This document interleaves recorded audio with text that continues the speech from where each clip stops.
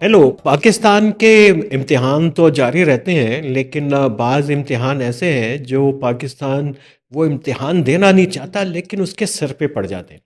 एक तो ये कि यूरोपीय यूनियन ने पाकिस्तान को जीपीएस प्लस का स्टेटस दिया हुआ है कि आप को एक्सपोर्ट की इजाज़त होगी ईयू की मार्केट के अंदर। आपको रसाई हासिल होगी अगर आप 27 जो इंटरनेशनल कन्वेंशन है उनको इम्प्लीमेंट करें। अब पिछले चंद दिन पहले हुआ ही है कि ईयू कमीशन की रिपोर्ट आई कि पाकिस्तान जो है वो कंप्लाइंसेस पूरी नहीं कर पा रहा है और उसको चैलेंजेस का सामना है। अब पाकिस्तान की इकोनॉमी हमारे सामने है कि उसकी हालत क्या है, और ऊपर से ये जब ईयू का प्रेशर आता है तो यकीनन एक दबाव पाकिस्तान की मईशत के ऊपर भी। और उससे बढ़ के ये पाकिस्तान के लिए फिर ये जितनी वीज़ा इश्यूज़ हैं, सैंक्शंस हैं, वो भी। वीज़ा सैंक्शंस की बात हो तो अभी यूके और पाकिस्तान का भी मसला चल रहा है, वो ग्रूमिंग गैंग के शबीर अहमद को लेके।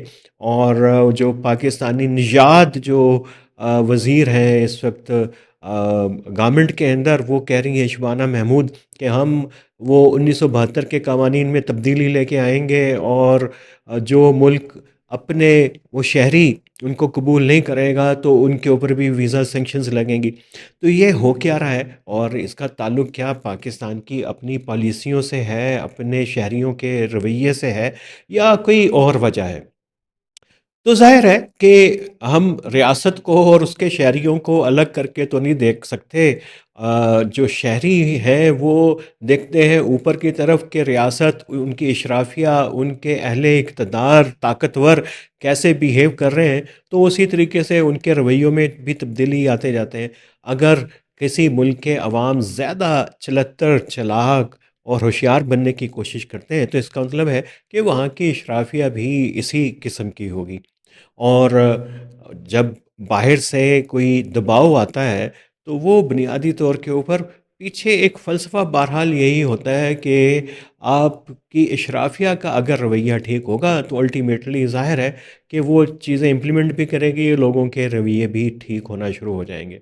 अब पाकिस्तान को जब ये जीपीएस का स्टेटस मिला था, तो उस वक्त बड़ी खुशियाँ मनाई गई थी कि पाकिस्तान के लिए मार्केट खुल गई है यूरोप की। लेकिन क्या पाकिस्तान उससे पूरा फ़ायदा उठा सका? ये तो एक और अपनी जगह के ऊपर सवाल है कि उससे उतना फ़ायदा नहीं उठा सका जितना पाकिस्तान को ये बड़ा एक स्पेशल स्टेटस मिला था।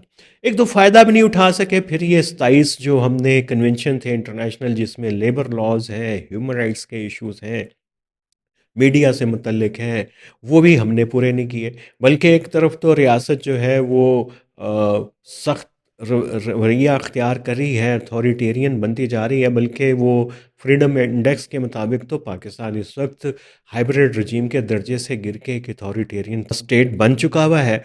तो एक तरफ ये सूरत हाल है, दूसरी तरफ आप चाहते हैं कि आप वो सब कुछ करें जो आप चाहते हैं, और आपका जो यूरोप के साथ, अमेरिका के साथ वो ताल्लुक भी उसी तरीके से कायम रहे, इकोनॉमिक चैनल भी आपका अवेलेबल रहे, आईएमएफ आपको पैसे देता रहे, वर्ल्ड बैंक आपको असिस्टेंट देता रहे, मुख्तलिफ रिफॉर्म्स के लिए कर्जे देता रहे, और आप अपनी आदतें ना बदलें। ये एक माइंडसेट का इशू है। ये तो हम किसी वक्त जो है वो हम इसका ज़िक्र करेंगे ज़रूर। लेकिन ये कोई बहुत अच्छी खबर नहीं है पाकिस्तान के लिए, पाकिस्तान की मईशत के लिए और पाकिस्तान के शहरियों के लिए। अब ये अब जो यूके का मसला है शबीर अहमद को लेके, ये एक बड़ा गंभीर मसला है। और पाकिस्तान के जो वज़ारत ख़ारजा के तर्जुमान ताहिर अंद्राबी ने तो कहा है कि हमारा इससे लेना देना नहीं है। और यकीनन ये एक बिल्कुल जायज़ स्टांस है, पाकिस्तान का मौक़िफ़ है कि वो 13 साल की उम्र में जो शहरी चला गया, जिसने जवानी वहीं पे गुज़ारी, वहीं का वो सिटीज़न है, तो आप उसको वापस क्यों भेजना चाहते हैं?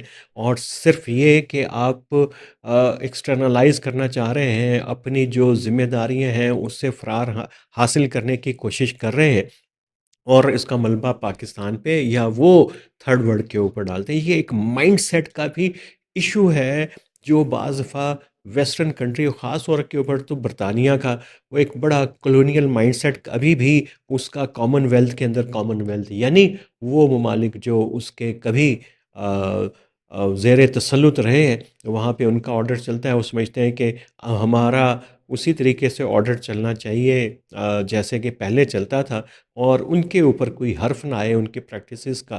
तो वो एक ये पूरा माइंडसेट तो यूके के अंदर है।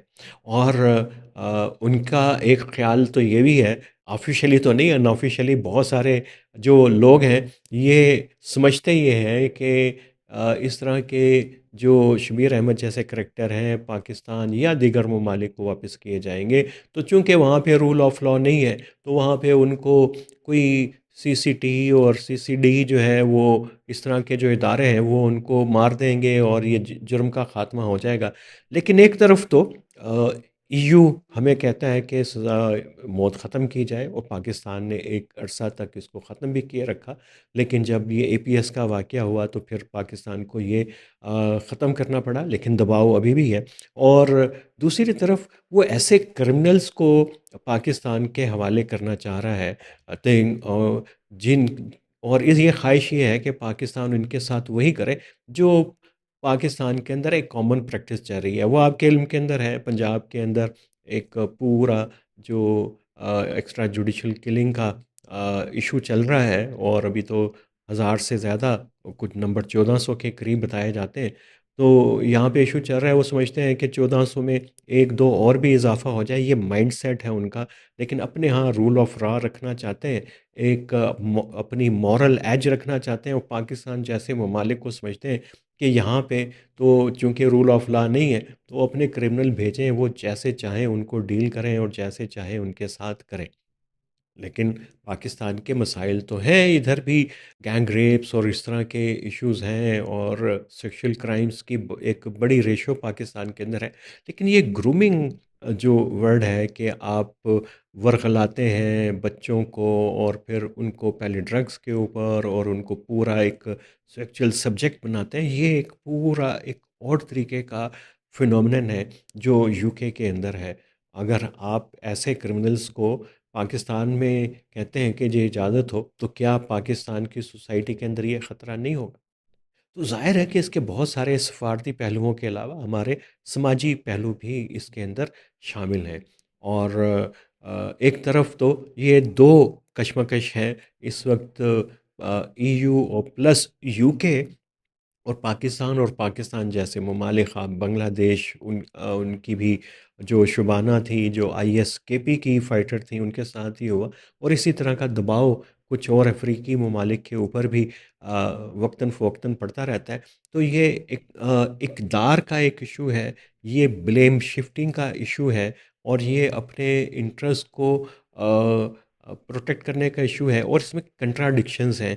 यानी एक प्रैक्टिस वो चाहते हैं कि पाकिस्तान को अगर हमारी मंडियों तक रसाई चाहिए, तो उसको सज़ाए मौत ख़त्म करनी होगी ह्यूमन राइट्स की, और हम उसके हक़ में हैं, फ्रीडम के हक़ में हैं, ह्यूमन राइट्स की तमाम जितने भी प्रोटोकॉल्स हैं, जो जीपीएस का हिस्सा है, वो बिल्कुल दुरुस्त और साहिब पाकिस्तान को उनको फ़ॉलो करना चाहिए।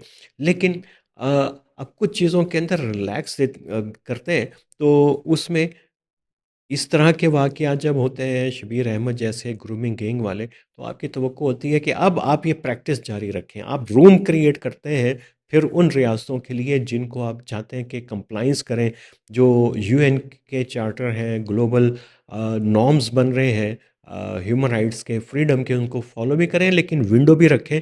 और जहाँ पे अपने क्रिमिनल्स के साथ जो कुछ आप कर रहे हैं, अपने क्रिमिनल्स अभी साबित नहीं हुआ, सो कॉल्ड क्रिमिनल्स, और तो उनके साथ उनके क्रिमिनल्स को भी जो है उसी तरीके से डील करें। ये एक बड़ा ख़तरनाक माइंडसेट है, और ये एक क्लैश है, और उसका नुकसान जो है वो ना तो बरतानिया को होगा ना ईयू को होगा, वो पाकिस्तान का और पाकिस्तानियों का बल्कि होना चाहिए। अशराफिया को यहाँ पे क्या फ़र्क पड़ेगा। पाकिस्तानियों का जो आर्म ट्रेडर है उसके लिए मार्केट की रसाई का इशू है, उसके लिए वीज़ा सेंक्शंस हैं, जो तालिब इल्म उधर जाते हैं उनके लिए इश्यूज़ हैं। यूके के कॉन्टेक्स्ट के अंदर भी ये तमाम इश्यूज़ हैं, डिवाइडेड फैमिलीज़ हैं, तो सफ़र तो करेगा आम आदमी। इससे ना यूरोप सफ़र करेगा, ना ये यूके वाले करेंगे और ना पाकिस्तान की शराफ़िया करेगी और सफ़र करेगा एक आम पाकिस्तानी।